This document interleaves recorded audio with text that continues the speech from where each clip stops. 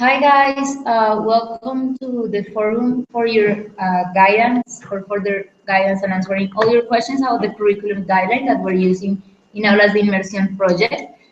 Here to answer all your questions is Clara. Clara is one of your coordinators from Education Department and she's here, so welcome Clara. Thank you so much for being here today. Thanks, Anna.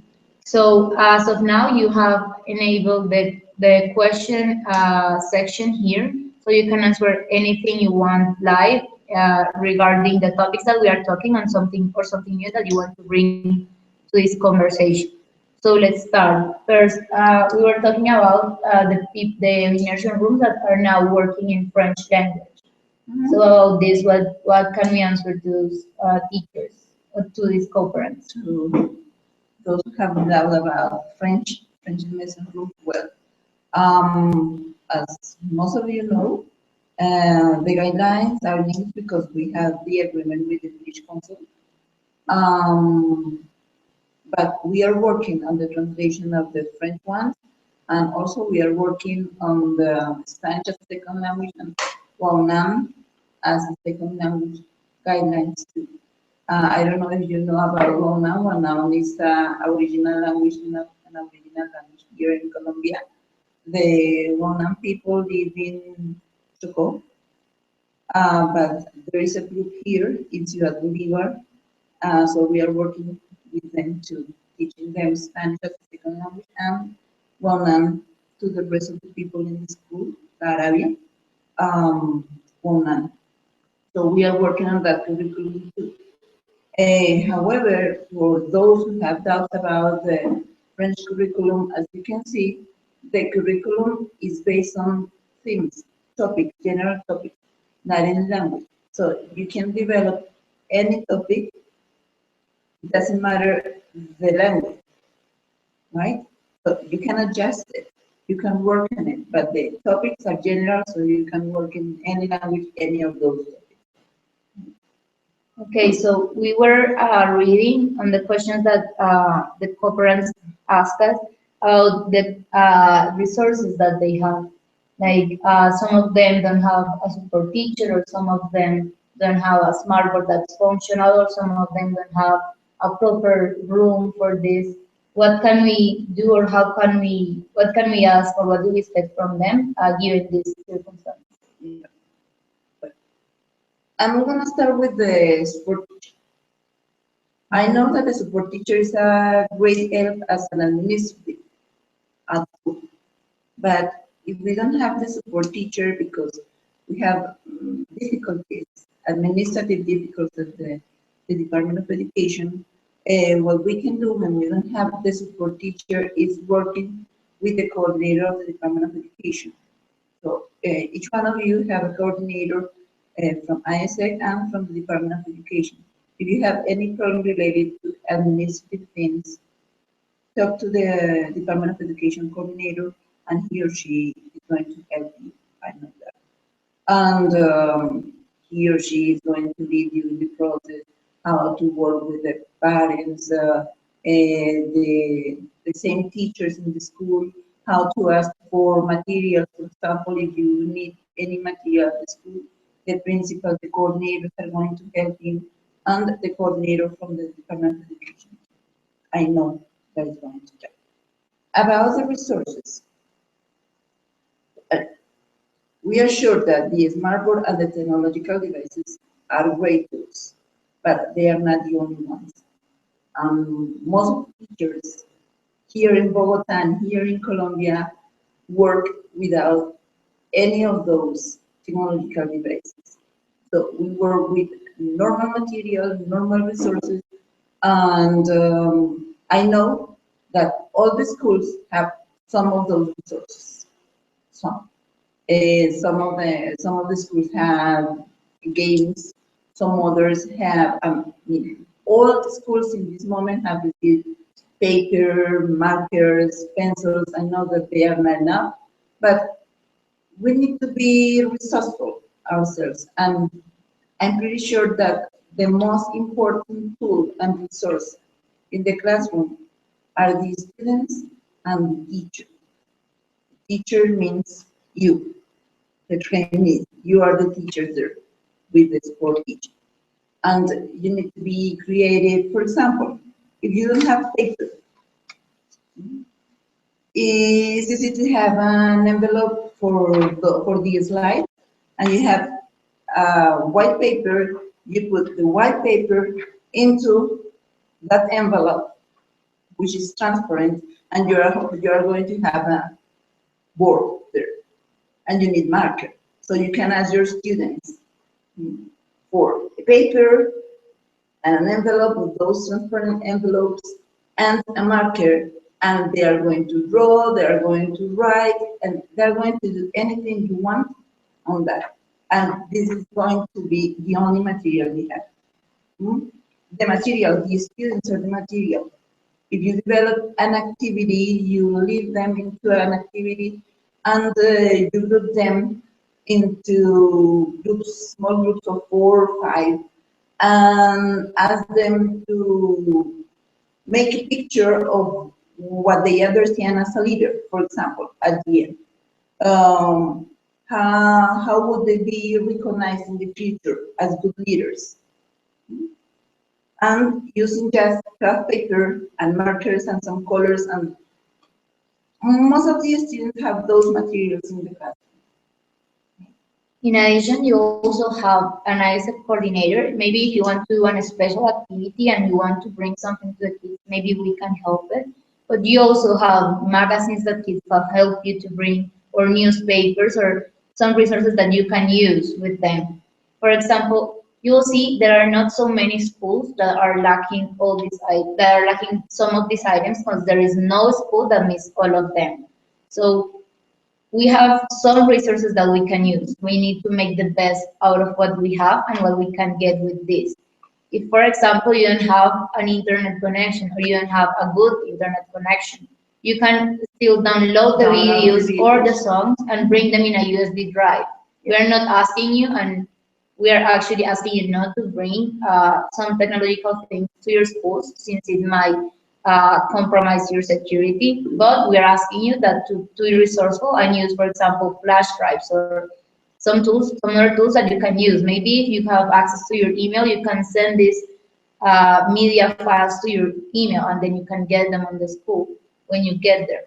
But we're asking you to be resourceful. You can also get in touch with your ISEC coordinator and maybe ask them for how can you get some things if you don't know, or maybe if you haven't seen your coordinator from the education department during the week and you need some fast guidance, you can also reach to us.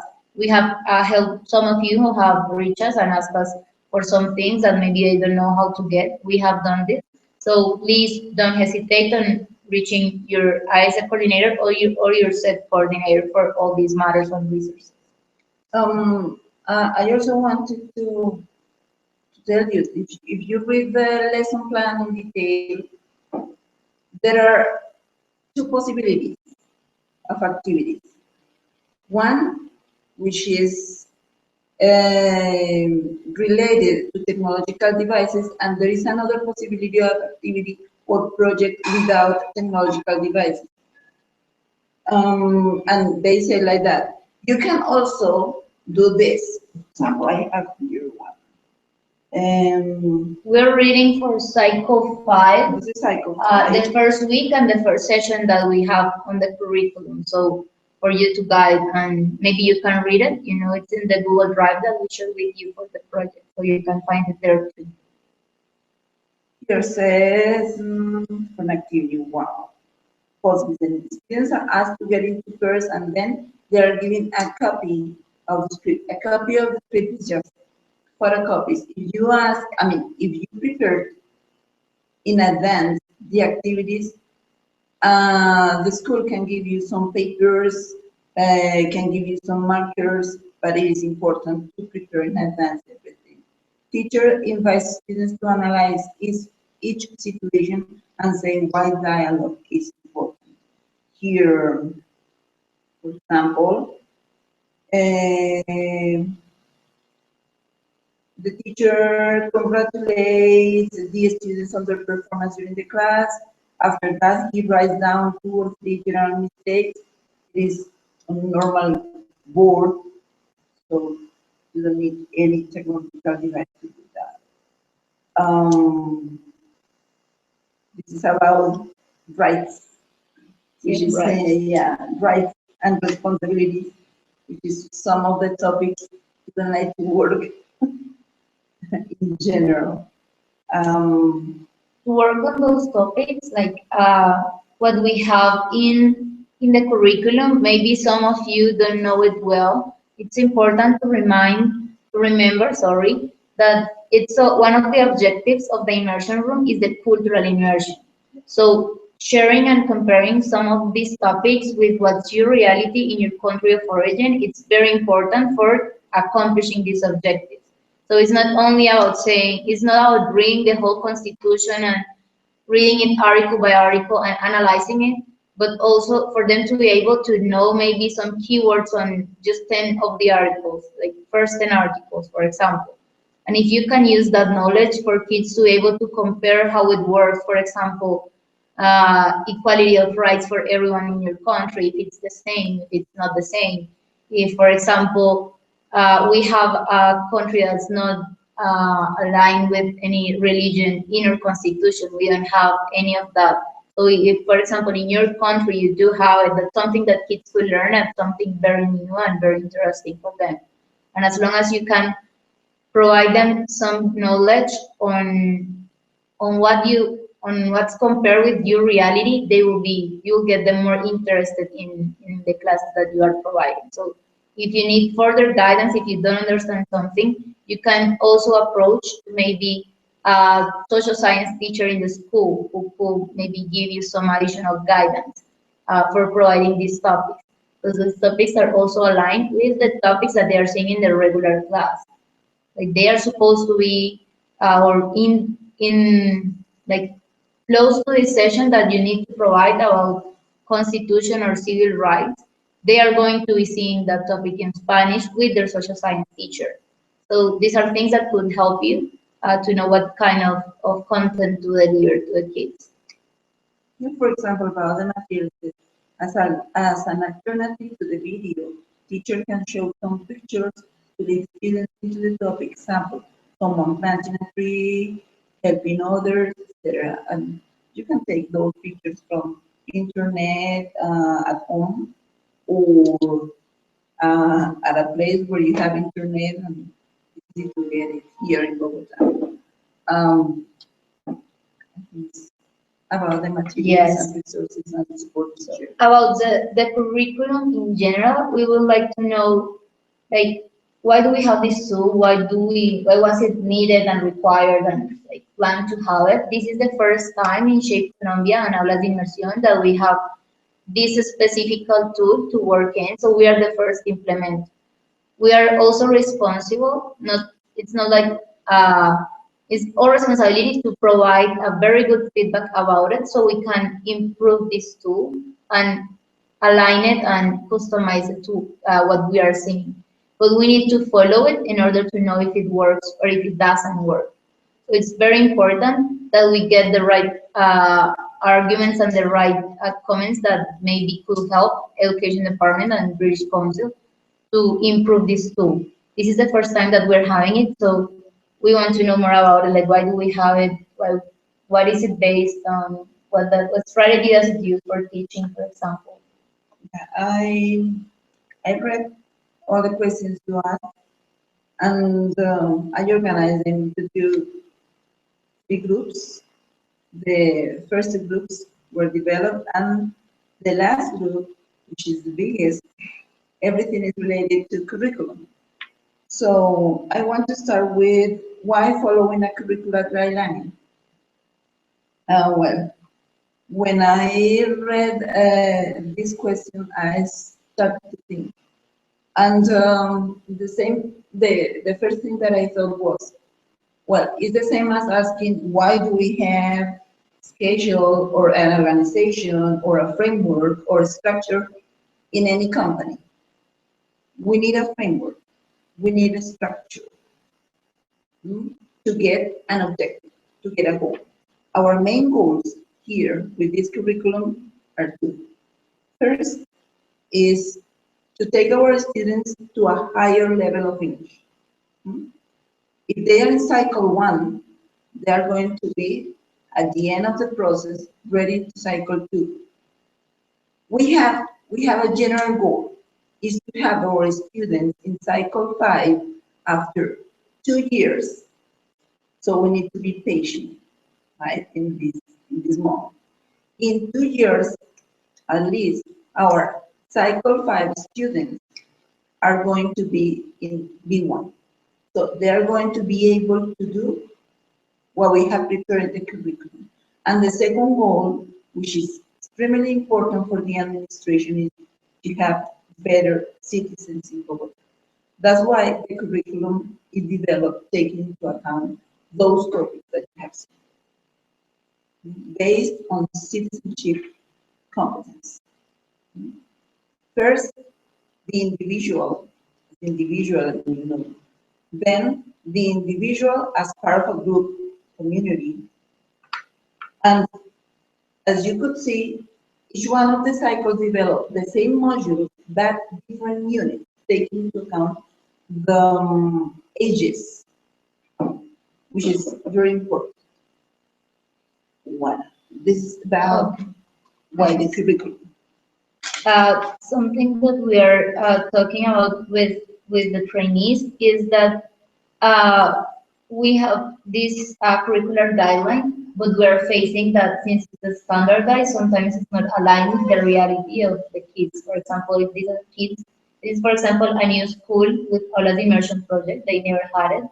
So what can we manage inside this framework? Like what's fixed and what's manageable? Like what can we, how can we adapt this? What can we adapt of this framework that we are giving and what's fixed?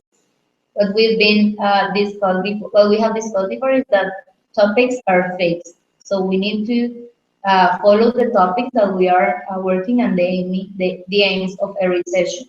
But we can manage or change some of the activities according to what we see in the kids in the classroom. What can we modify or what can we adapt of this, how fix this framework that we're working with? Well, the curriculum is new for almost all schools. Yes. The curriculum that you are applying in this month. Last semester, we have just the macro-curricular proposal. It means the general aspects.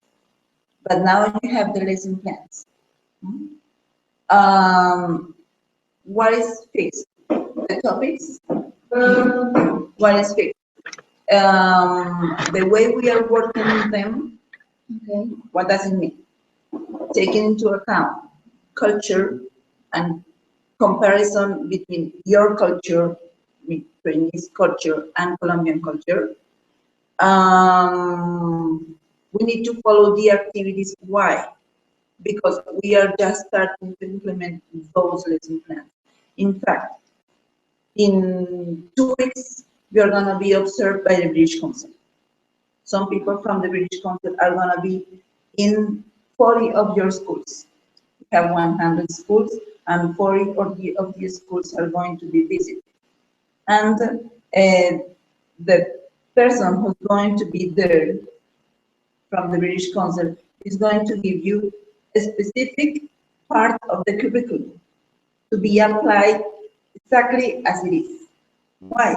Because we are observing what works and what doesn't work and need to be changed, need to be adjusted.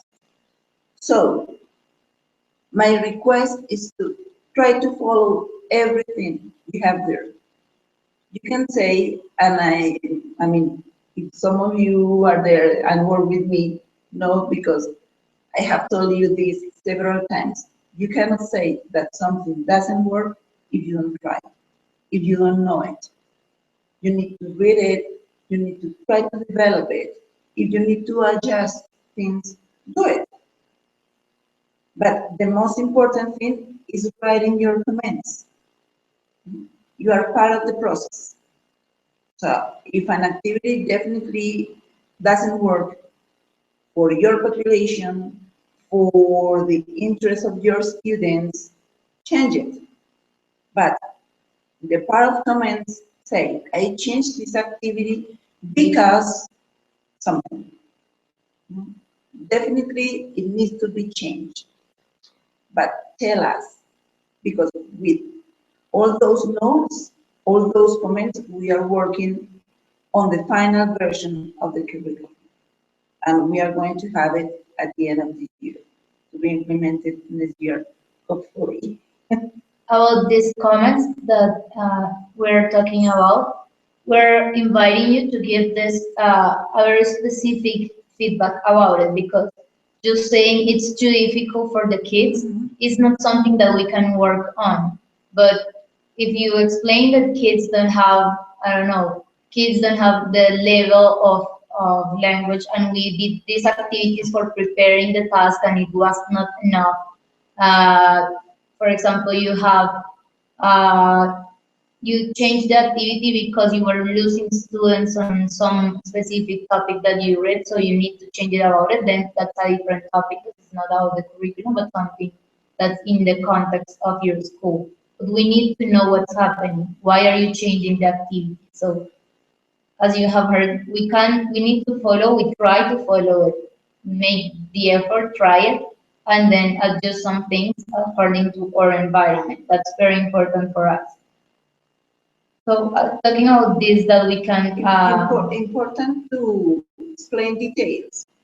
How you change the activity, what were the steps you followed, what were the things, the specific things you changed, because all those comments are gonna be really useful. we're working on that. We're really striving to get the most out of this project and get these objectives that we want to strengthen kids' abilities in or their second language, and to provide them a space for cultural immersion. But we need these comments from you so we can improve it and make it better, not only for you, but for the trainees who are coming on the next semester, so we can provide them better tools and better knowledge from the start. So we have a live question here about this that we can adapt on this like days where the curriculum was created. It's made by Federica Marini, and she's talking about the curriculum is tailored and created for like a regular student, but she's working with some students who have visual impairment. What like this the curriculum was not planned taking this into account, but what can we do about it? From the ISEC side, we have already provide like the contact with a person who's educated in this topic, and she's telling us she went to the INSI, the National Institute of Blind People in Colombia. But what else can we say to them? Like, are we going to do this, or what can we work? How can we work with this kind of impairments? Well, what we do in those cases is talking to the principal, the coordinators, and the people who are in charge of those students. Because if those schools, because not all the schools have those Yes, things, no, there are if those many. schools have those type of populations, because there is a person, specific person in charge of them.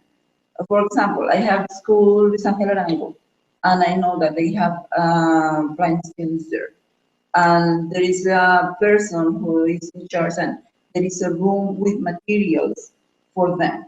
What we need to do is working with those people at school, asking them for activities or types of materials who can be used to work with these students.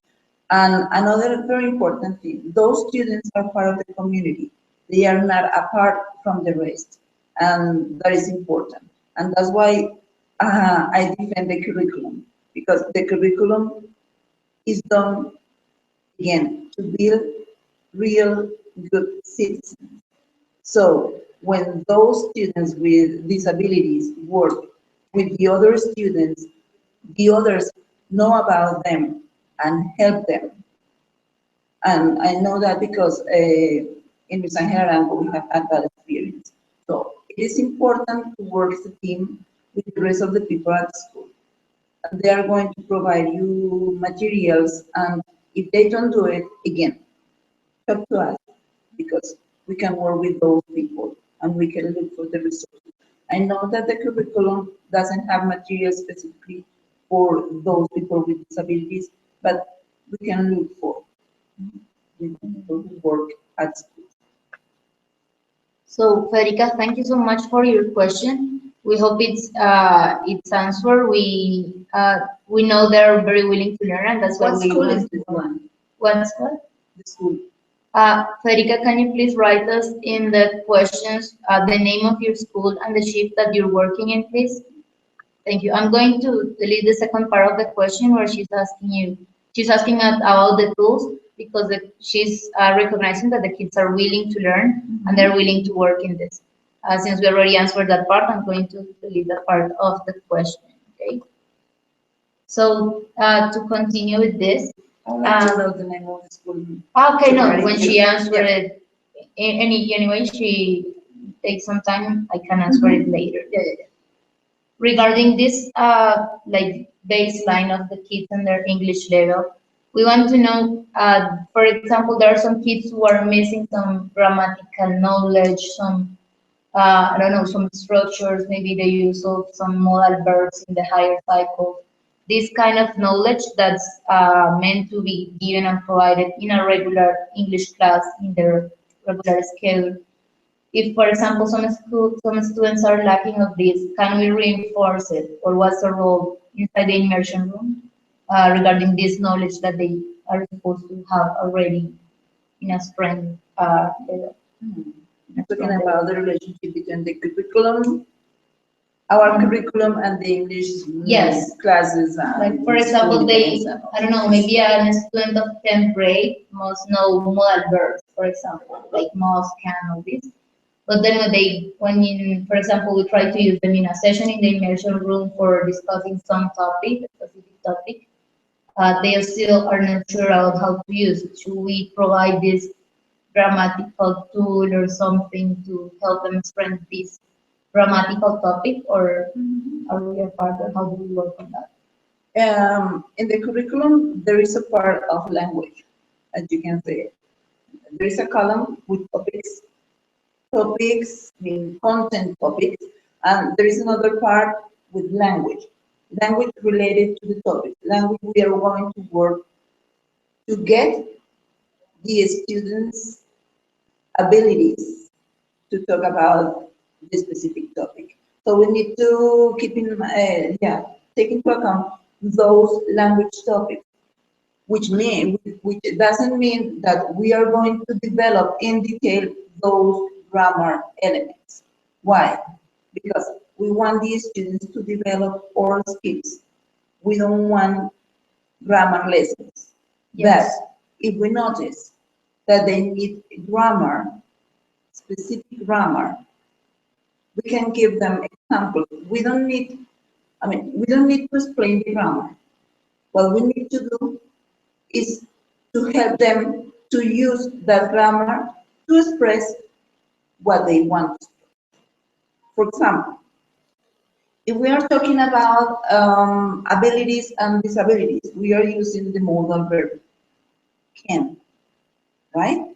But we don't need to teach them and to give a long speech about the uses of the verb can. Okay.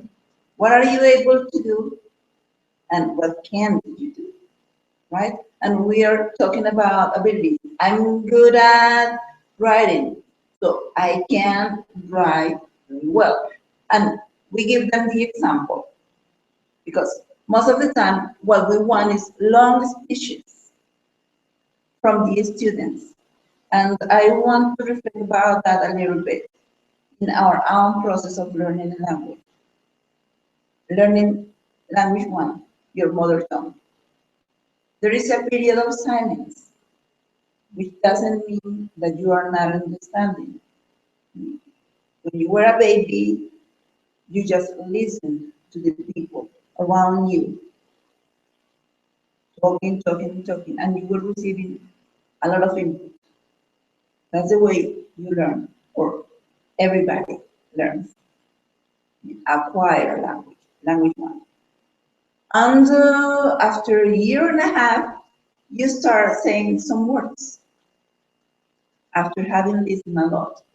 But we are asking our students here to give long speeches about a specific topic without giving them input.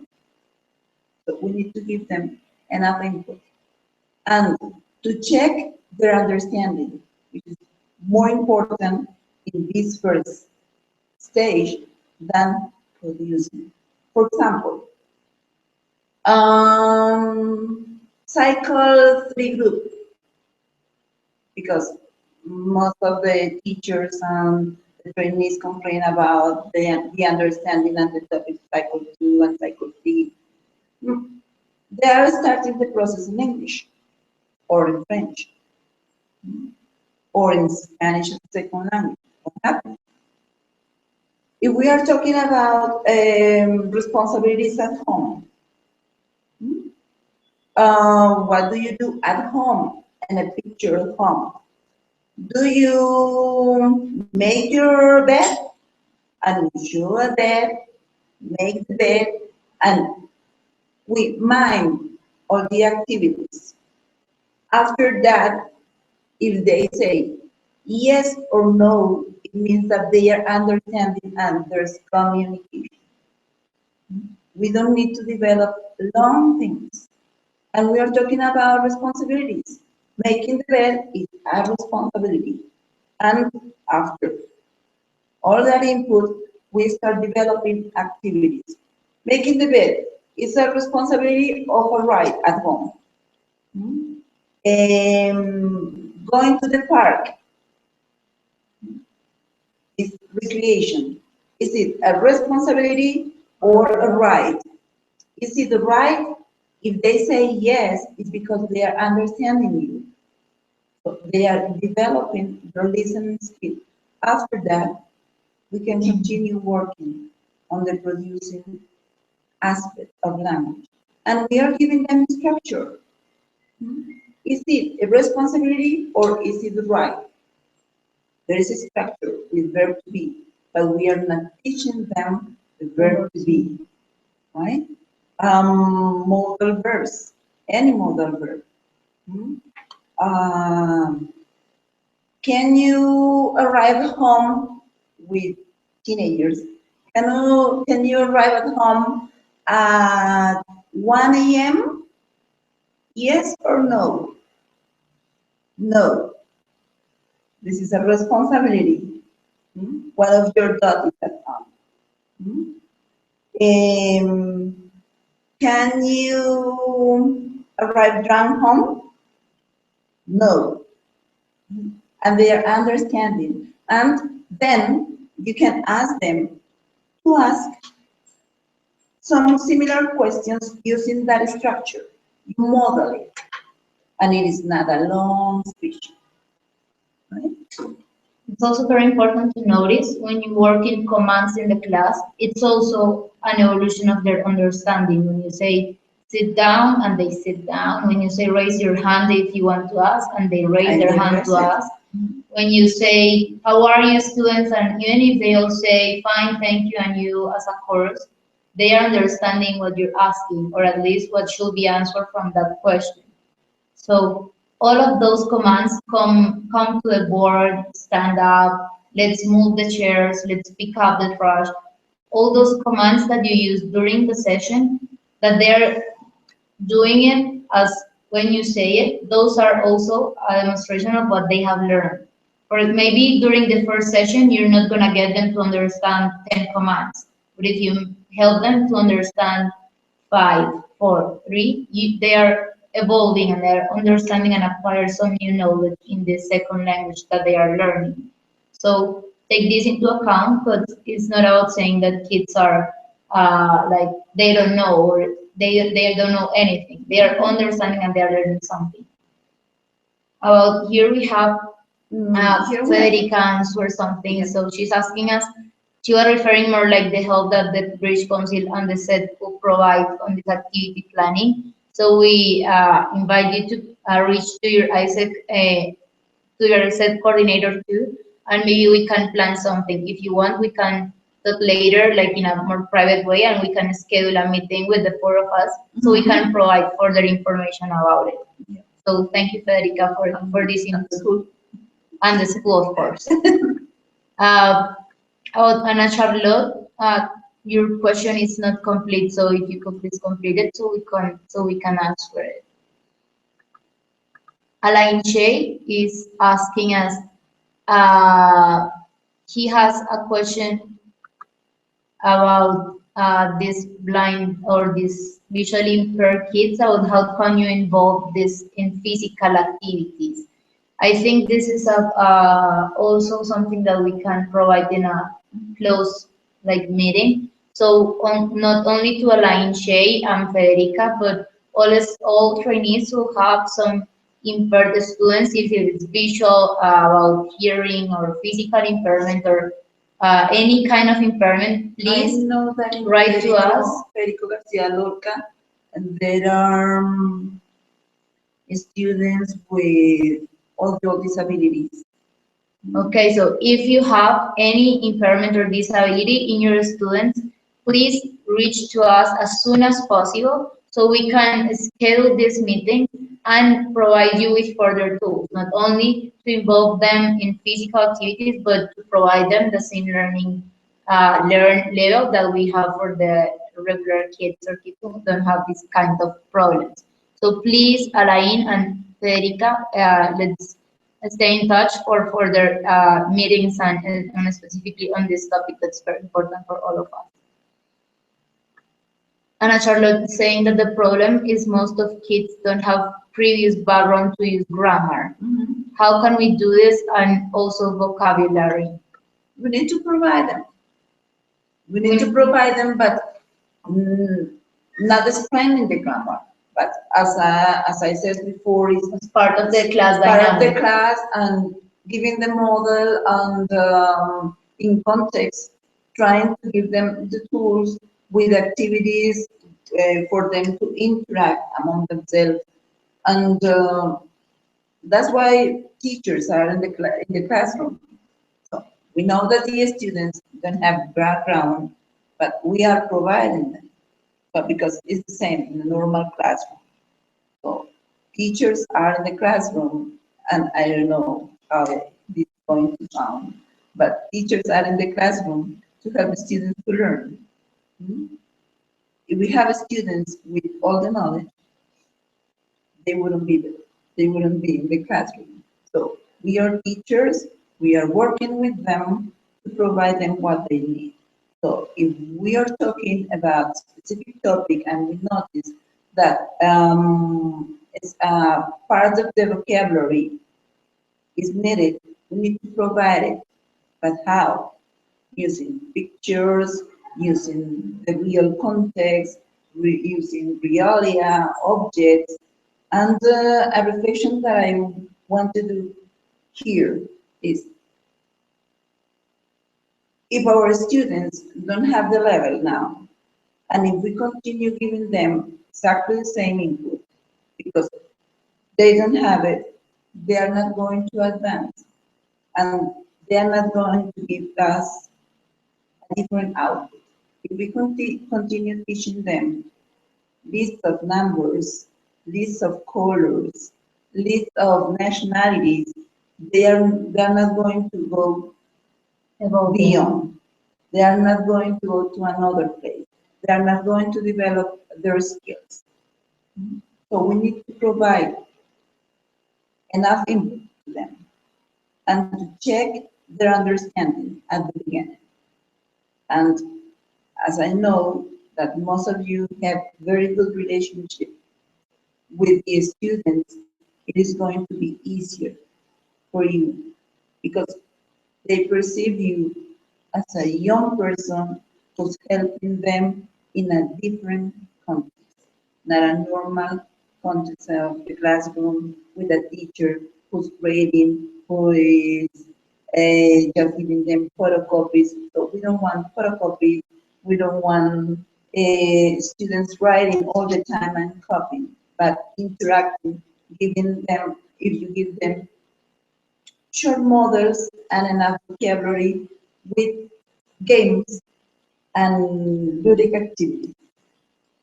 Something that I want to add to this that Clara is talking us about is that, yeah, during the incoming preparation seminar that you attend on March, you attended a session on project-based learning.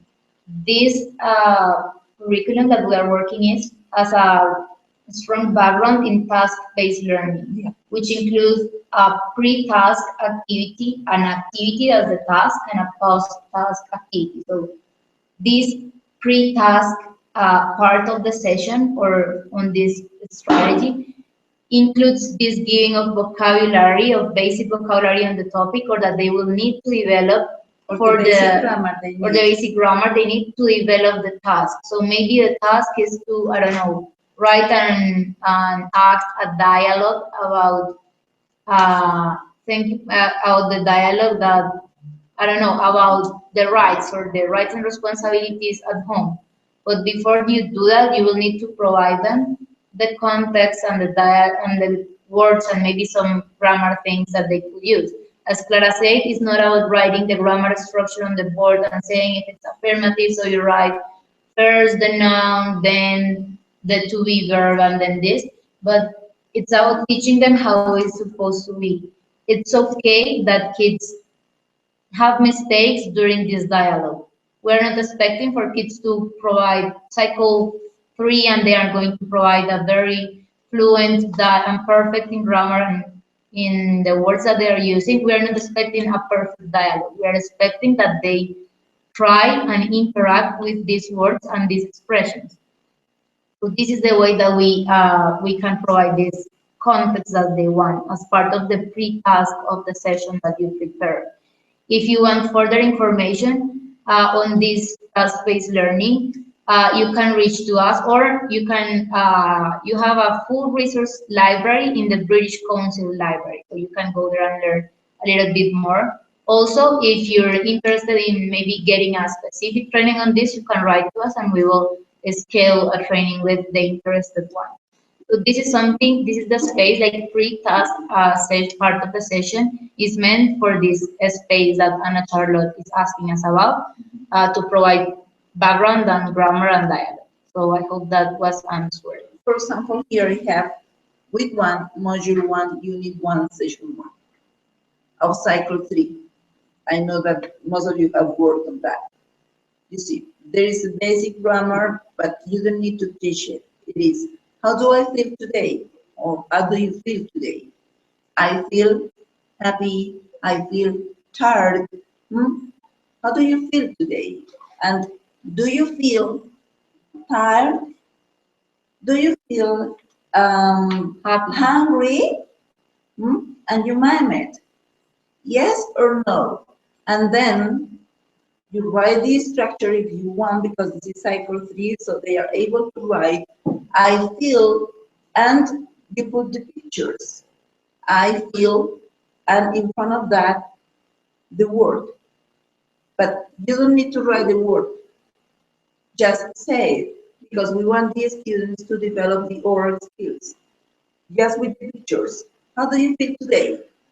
Do you feel happy? Do you feel angry? And there is a structure there. And they are learning this structure without explaining anything. And we are teaching them how to express feelings in a specific moment. And there is a structure, basic structure. It's very important that we continue on providing this kind of structures. Like if you have one session during week 2 about these feelings or emotions, if you ask during the next week as the start of the class, how do you feel? Maybe on the first class, they're not going to say, so teacher, I'm so tired, you have no idea. But maybe they're going to say the word tired and they're going to relate it with their current status. And as long as they continue on improving on these kind of answers, that can be something small. It's just a question at the start of the class. Yeah. But you can provide them with practice of these things, because if you say it only once, they might forget it for the next week. But if you keep on working on those topics and those expressions they already learned, they are going to keep using it, improving it, and remembering these things. Ana Charlotte is asking us about, she asked to the students yesterday if they have grammar classes in the normal classes, English classes, and they say they have, but they didn't learn because they don't study at home. Something I want to call out here is that you are the weirdos. You are the weird teachers. They are not going to see you for 10 years as they're going to see most of their teachers. And you're here just for a while. You are weird, maybe you're too whitey, maybe your skin is too dark compared to them, maybe your eyes are too blue and they have only seen dark-eyed people, maybe your hair is so weird, maybe the way you dress, you are weird. And the way you speak to them and the things you say to them are really remarkable and they remember those things. So it's also our role and the kind of impact that you can provide and that we have already provided before is that you can, with your words and the contact that you have with them, fostering for them staying in school and for them to studying a little bit more of maybe that grammar class that they are not studying. We have that impact. We have that, that's in our hands. It's on our reach to make it. So if you talk to them, maybe you could foster these behaviors. Maybe you could make them just try a little bit harder because maybe they don't study because they think it's too hard or maybe they think it's too boring. But maybe if they study just for one day, they could communicate better with you and they will like to know more about you. We are completely sure about it. So maybe if you foster these things, they will improve not only in their English class, but in any other class that they have. We have already had this showcase, but we don't showcase this, but we have these cases that we know about kids who were about to leave the school and then they went to our trainee and say, hey, Anna, I was about to leave school, but then I went to your class and you say this and this and I'm here and I'm staying and I want to study a lot because I want to visit your country. So these are things that we can do as a part. That's one of the benefits of being the weirdos in the school. So take advantage of this because you can make much more than just teaching them a grammar structure or just teaching them what's happening in your country. So continuing with the questions, some prepared questions before we continue with the ones you're making live.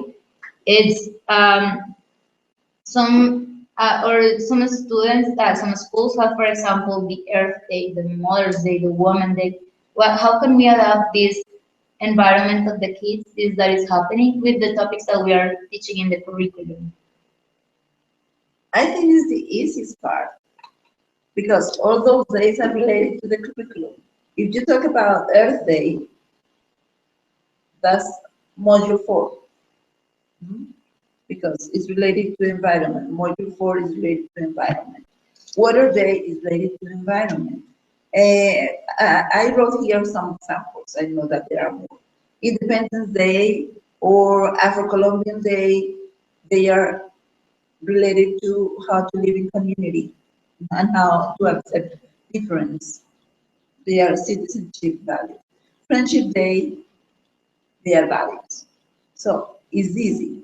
The thing is that as you're following a module, and maybe that's your doubt, you feel that you can change the module or the unit or what you are doing because you need to follow it.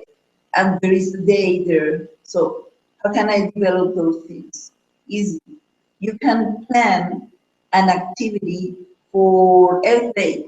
It was April 22nd, or Book Day, or for example, St. Valentine's Day, or Friendship Day. And you include it into the curriculum. Something that is important, and I wrote it here, is that a curriculum, for definition, is not fixed. It can be adapted. Can be adapted, which doesn't mean to change everything. There is structure, but you can adapt and you can move things. It's part of your autonomy as teacher. If you notice that this time the most important is to work on the student's attitude towards the others. So you can change to the module related to how to work difference, and how to work, for example, stereotypes. And there is a program, and we are teaching them. For example, I'm planning a lesson based on the curriculum, and it's related to Cycle 5, and the way interacting with people from different countries help you develop your own life project. And I started with stereotypes. For example, when you say, that black person is an idiot, you are insulting the person. So we can take that expression, and it is basic English. That black person is an idiot. Or black people don't have right to go to the university, and it's basic structure. And you start reflecting with them about that expression. And if there was a problem in the classroom related to racism, you can use it as part of the curriculum to teach the students how those stereotypes and how those perceptions about people hurt you as an individual. And it's basic English, right? And you can use it, and you are teaching them citizenship, and you are helping them to learn a little bit of English. And in that moment, specifically, it's more important citizenship values than English. And you can work it with the teacher, with the support teacher, because I know that those type of things happen in our classrooms, and it's easy. Why costeños here in Colombia are lazy? It's a simple question. Why Colombian costeños are lazy? That's what people believe about costeños. Are they lazy? Yes or no? And we can start a class with basic English about citizenship and stereotypes. Are costeños really lazy as we believe? How can I develop my own project, life project, interacting with foreigners? And they answer. And basic, that's for cycle 4, cycle 5. I know that we can do that because I have worked with teenagers most of my time. And those are the topics that most of the time I use with them. With a video, somebody insulting some other person. Not very long. Some things, we have different tools that we can use. If you are working a Smartboard, during the training that we had on the Sprite days, we provide you, sorry, with some tools that you can use to give this kind of activities that can relate the topic that you're working with, maybe a context that they are living. Maybe we have, I don't know, we have Mother's Month, or maybe the Women's Month on March. For example, Kids Month is what's April. So these kind of things that are activities that are in the student's environment, we can align them, and you can use also these tools that we provide for using the Smartboard if you already have one that's For example, this month, making a card for their mothers, or the person who is in charge of them, because we know that most of them don't have the mom there. So we can work on that.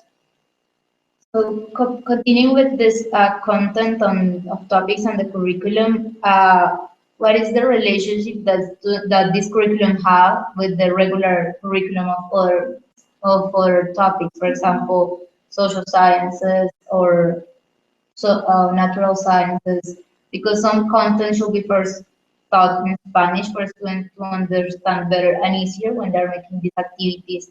or this content proposed here? What relationship does this have? Maybe can we approach to one of these teachers in the school to ask for further support on this topic? Yes. Well, every school has a plan. We have the curriculum, and that plan is based on the Ministry of Education standards. And what schools do is take those standards from the Ministry of Education and adapt them to their own curriculum, right?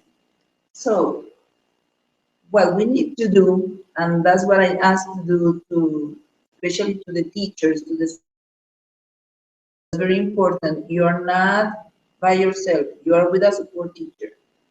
And the support teacher needs to help you in those things to relate, and that's part of their job. To relate everything we are doing in the immersion room with everything the teachers do at school, the rest of the teachers do at school. So if we need to check what the students are studying in a specific subject, you can talk to the teachers, or the support teachers can go to specific meetings. There are meetings for English teachers, for social science teachers every week.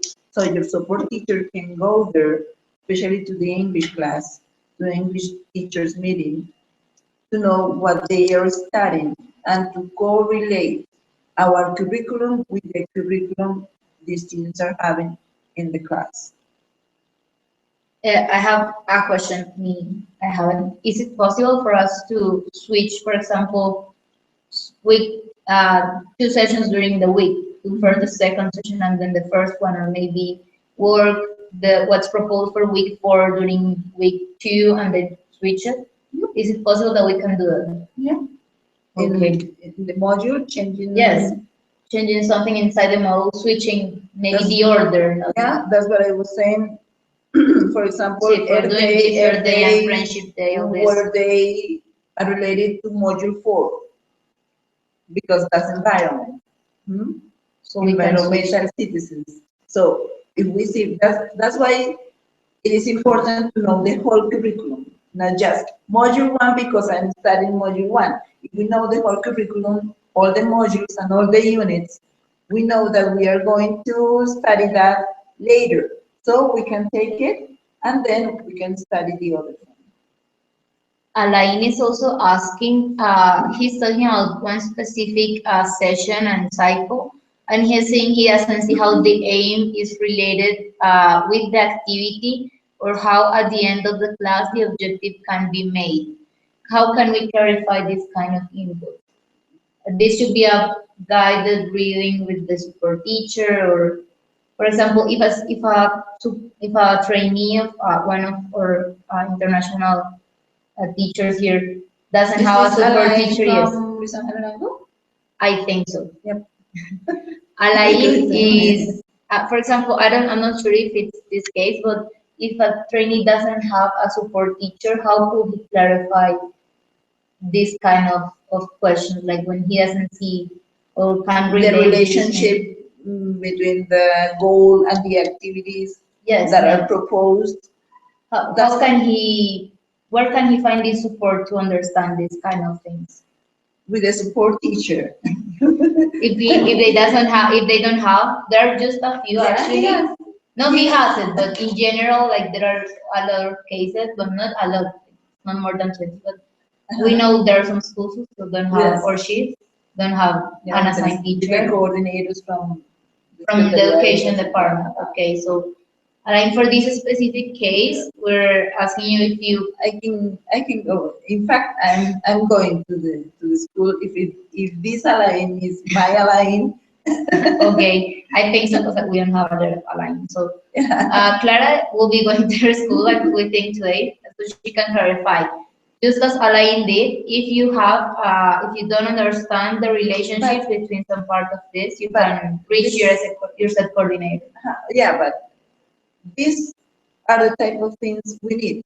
Yes. You don't see the relationship. real relationship between the goal proposed and the activities and the development of the activities of the lesson. So we need those notes, those comments. Why don't you see that relationship? How can it be changed? Well, for example, if you write us, I changed the activity because it was not related with the goal, and I did this one. When you propose that one, there is a chance that, for example, if when we provide this feedback as complete thing, we can even see your activity in the next curriculum. But that we have this, We need to check.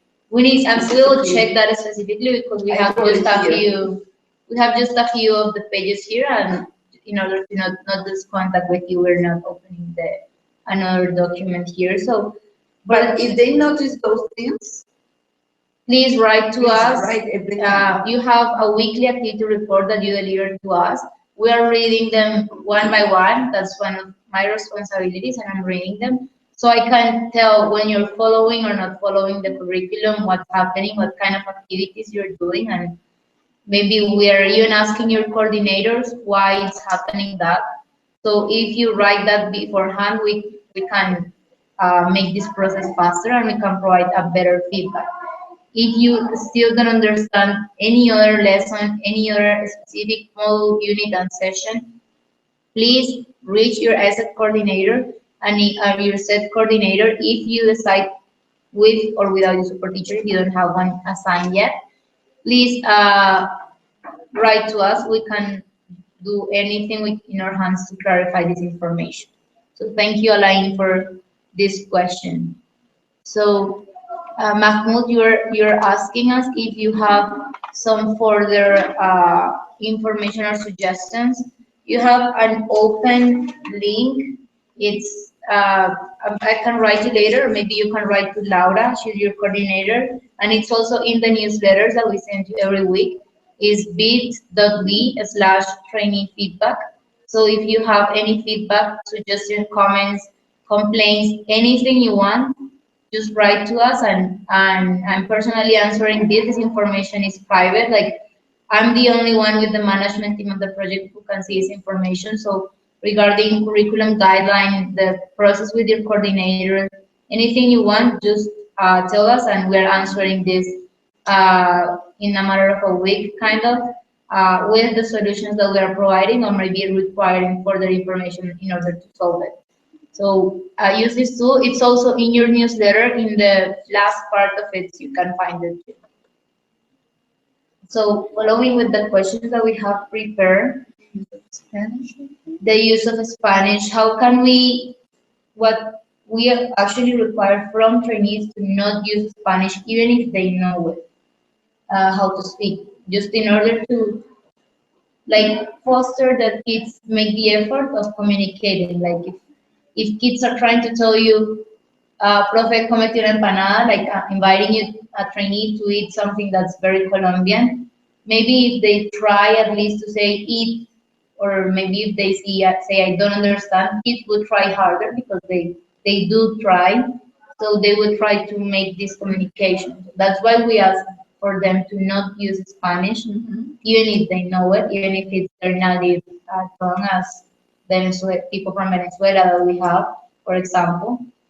What can we? Those people from Venezuela are the most disciplined. Yes, I know. In my experience, if Venezuelans are there, congratulations, because you're really brave and disciplined in those things. In fact, last semester I had one girl from Venezuela, and the students didn't notice that she speaks Spanish, because she didn't speak any Spanish in the school. We're requiring the exact same behavior from all of these trainees, but we want to know more about what can they do, or maybe what can they do with the Spanish, or if they, for example, some of them don't know any Spanish at all, and they think they could use it for providing better teaching. How can we find a middle point on this Spanish use of Spanish words or expressions? Oh, well, my perception is that you don't need to use Spanish if you give clear instructions, and if you check their understanding, which is more important than giving instructions. If you give short instructions, right straight to the point, and you check their understanding, not asking, did you understand? Because They're always going to say they're yes. going to say yes or no, you don't notice it. Check the understanding means asking real questions related to the topic and relating to the activity you want them to do. Are we going to work in groups? Yes or no? Yes, teacher. How many students in each group? 3, 4, 4. You know that they are understanding. I want you to make 2 lines. How many lines? 1 or 2? Give them 2 possibilities. And mime all the time and check. Ask them for examples or give them samples. And they are going to follow the directions. After following the directions, they are going to develop all the activities you are working with them. You don't need to translate because you have translators in the classroom. There is always at least one student who understands what you are saying. And he or she is going to say, él quiere que nos salgamos en grupos. Ah, responsabilidad. Ah, que está bravo. There is always at least one student who's gonna be your translator. So you don't need to translate. You don't need to use Spanish. They're using it. And if you follow their game of using Spanish, we are not doing anything. Continue speaking English. They can speak Spanish. They are going to do it. They are going to communicate among themselves in Spanish. But if you start speaking Spanish to them, we are wasting the time. Speak English to them. Try to convince them to use English. If they don't understand you, try Pictionary. Yeah. Anything. Pictionary, mime, another way of saying, vocalize, use speed, modulate your speed, and it is going to be easier for them. If you can do it, you have a support teacher. The teacher needs to explain in English too, right? But avoid using Spanish. There are many different ways, pictures, your gestures, drawings, asking them for example, and the translators are gonna be there, your students. Something that's very important is that those kind of students that understand when you communicate are the students who can help you to level the students who are not understanding so much. So talking a little bit more about how can you adapt the guideline to students who have different English levels, you can provide teamworks where in the team there is a person whose level is higher and then another 2 or 3 people whose level is not so high. So they can leverage and they get to a point where they help each other to learn and to improve the level of English they have. These kind of students that Clara is talking us about, using them in those groups, it's a very good strategy.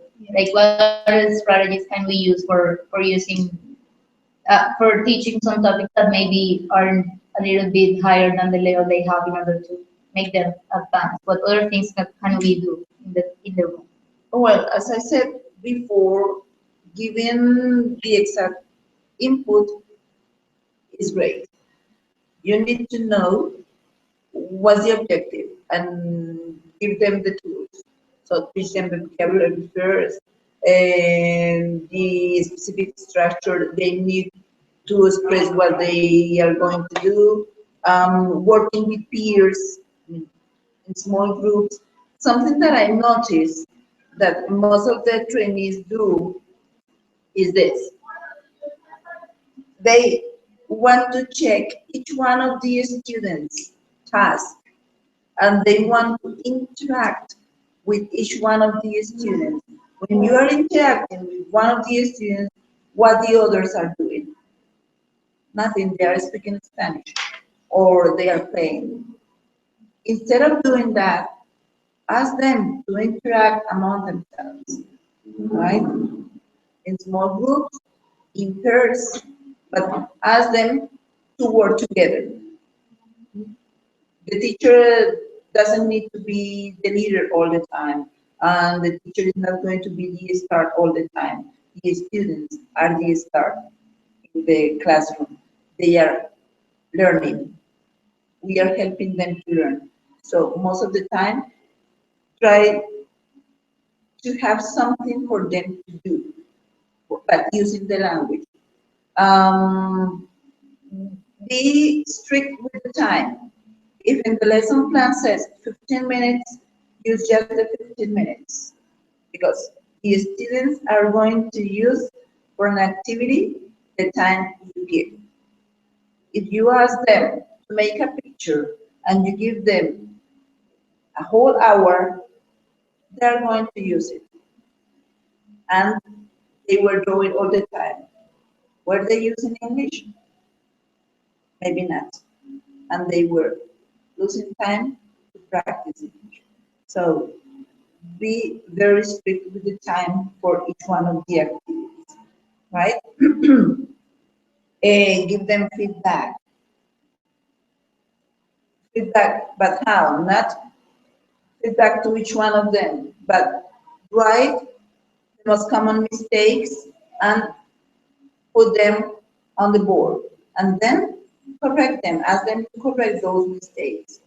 And you are checking grammar and you are checking vocabulary without them noticing that they are learning grammar.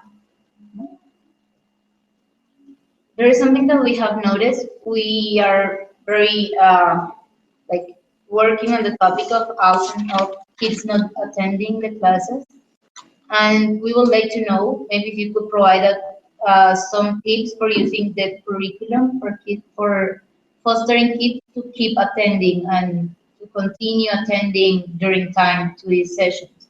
'Cause some people, some trainees, for example, have said like, no, this is too boring, so I can't. This topic was too boring, so the kids didn't come back to the next session. But we believe in this, so we want to use the curriculum as a tool for fostering them to attend and keep attending during time. What can we use to do this? Because we're still using the curriculum for the whole project. So how can we use these topics or the curriculum guidance to foster this attendance? The first thing that I want to say is that there is not a boring or an interesting topic. Who believes that the topic is interesting or motivating or boring is person. And if we as leaders believe that the topic is boring, we are not going to put enough energy to develop it. So our attitude, our students are reading our attitudes all the time. And if we believe that the topic is boring, we are not going to develop interesting activities to motivate the students. I mean, the topic is not boring. Any topic can be boring. We can work, we can work about games, and the activities in the classroom can be boring, and the topic could be interesting for them. Understand what I mean? We can work about games or movies or well, pet, favorite pet, or activities for the free time, which can be interesting for them. For teenagers, for example, pregnancy in teenage could be an interesting topic for them. But if we don't create and if we don't develop motivating activities, and if our attitude is not the best to work on that topic, because we believe that the topic, we teachers believe that the topic is not interesting, the students are going to believe that it is boring. It depends on us. It depends on how we lead the activity. I think something very important is to relate the topics with the kids' The real life, like what they live. Like if you, for example, if you begin an activity comparing it with, I don't know, an expensive restaurant or an expensive activity, most of kids are not going to have access to it. Or for example, to places that they are not related to activities they never do, it's not going to be interest, even if it's the most interesting of topics. So if you make them realize that they use this content, this knowledge, these words, these expressions in their daily life, they're going to be interested in these topics or in these activities that you're making. So keeping it real and close to kids' reality, it's very important to keep them interested and attending. This is a really good topic that we can do on them. For example, I have here something that I have in mind now. The topic of leadership. Using pictures of people, famous people, or maybe one of the students. We need to know the population we are working with a little bit. Pablo Escobar, is he a leader? Juanes, is he a leader? And is related to the reality. Maluma, is he a leader? Why a leader? What are their characteristics? Pablo Escobar, is he a leader? Why? Because he helped people. Why? Because people knew him, and it is basic grammar again. What's the difference between Pablo Escobar and Juanes, for example, as leader? Do you want to be a leader in the future? Yes or no? Who is a leader for you? And you can start playing with that. A simple debate. Juan Manuel Santos, what do you believe about Juan Manuel Santos? Is he a good president or not? Why? And it can be a boring topic or an interesting one. It depends on how you lead the session. They like talking about Pablo Escobar. Because most of them in our schools believe that he's a good leader. Why? In Cycle 4, because this is a topic for Cycle 4. Yes. So it's very important that we keep focusing that it's a role on making a topic, an activity, and a class that kids, students in general want to attend or don't want to attend in a future session or schedule that we have. And so now we have answered the previous questions that we had from you. So please write any question you have right now in the question box. Clara, do you have any further comment while they write more questions before we finish?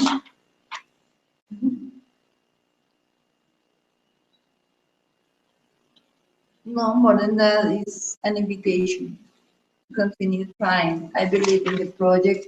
I believe that we are doing a great thing for our students, that our students, most of them, are really motivated to continue working in the process, and they have changed their perception about their own lives, which is the most important.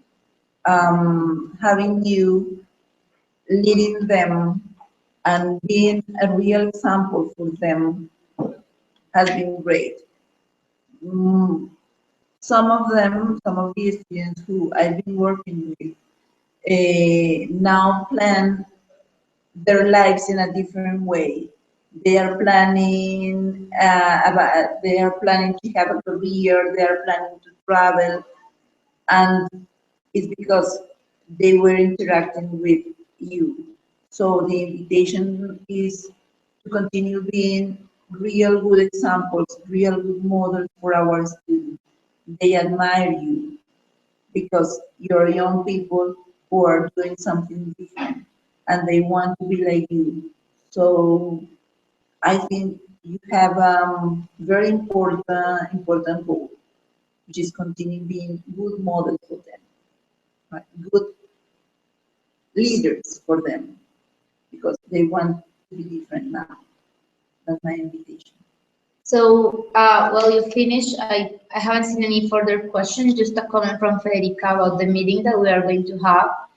Please write, Federica, you already have my direct email. If you have any question or comment, you always have available a feedback form in the newsletter that gets straight to me and the management team of the project. So anything you say is gonna be totally private.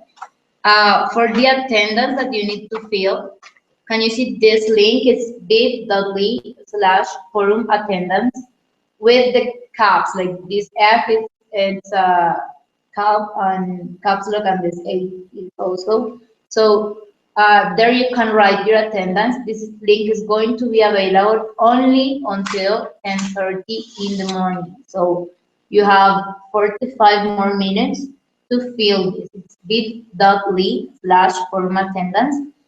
So if you have no further questions, I'm gonna give you a few more minutes because that will be completing the objective that we have as of what you have proposed until now.